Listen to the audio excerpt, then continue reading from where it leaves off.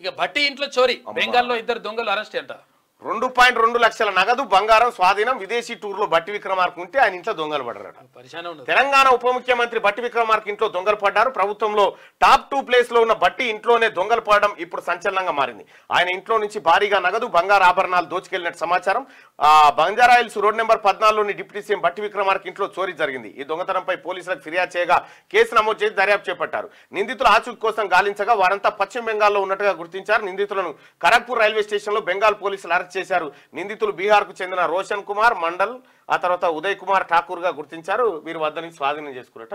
బట్టి Vikramarka sir America పర్యటనకు పోతే ఆయన ఇంట్లో దొంగలు పడరట. దొంగలు పడి ఎత్తుకపోయారట. ఇక భట్టి ఇంట్లో చోరీ బెంగాల్లో ఇద్దరు దొంగలు అరెస్ట్ అంట 2.2 లక్షల నగదు బంగారం స్వాధీనం విదేశీ టూర్లో బట్టి విక్రమార్క ఉంటే ఆయన ఇంట్లో దొంగలు పడ్డారు. తెలంగాణ ఉప ముఖ్యమంత్రి బట్టి విక్రమార్క ఇంట్లో దొంగలు పడ్డారు. ప్రభుత్వంలో టాప్ 2 ప్లేస్ లో ఉన్న బట్టి ఇంట్లోనే దొంగలు పడడం ఇప్పుడు సంచలనంగా మారింది. ఆయన ఇంట్లో నుంచి భారీగా నగదు బంగారు ఆభరణాలు దోచుకెళ్లినట్టు సమాచారం.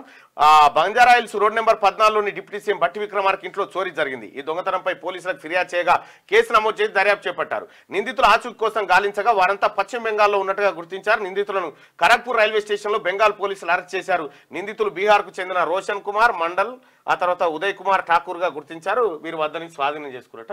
బట్టి విక్రమార్క సారు అమెరికా పర్యటనకు పోతే ఆయన ఇంట్లో దొంగలు పడరట. దొంగలు పడి ఎత్తుకపోయారట.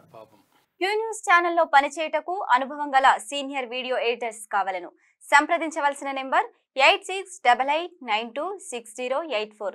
qnewsads@gmail.com ను సంప్రదించండి. లైక్ చేయండి.